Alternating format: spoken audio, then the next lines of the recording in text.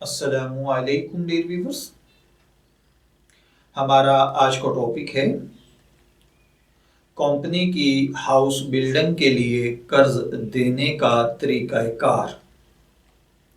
ये एक सवाल है जो कि हमसे एक भाई तजम्मल वकास साहब ने पूछा है। वो कहते हैं कि वो एक प्राइवेट कंपनी में काम करते हैं। वहाँ पर मुलाजमीन की सहूलत के लिए हाउस बिल्डिंग लोन दिए जाते हैं।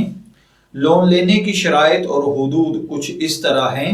नंबर 1, कंपनी 120 तनख्वाहों के बकदर लोन देती है।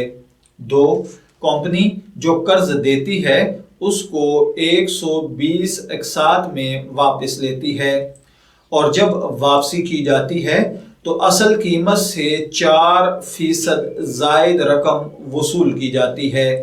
वो कहते हैं कि बराए मेहरबानी रहनुमाई फरमाएं कि अगर ये लोन फ़ायदेमंद हो तो क्या ये तरीक़ाकार हलाल है या नाजायज़ है।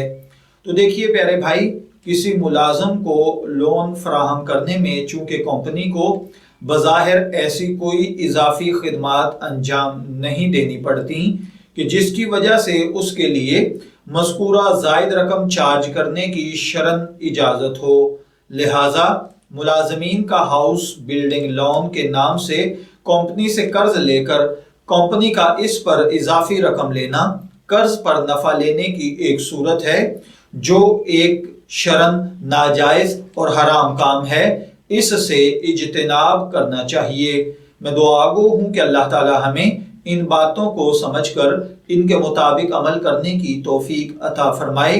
शब्बीर अहमद को इजाज़त दीजिए, फिर हाजिर होंगे किसी नए टॉपिक के साथ। तब तक के लिए अल्लाह हाफिज।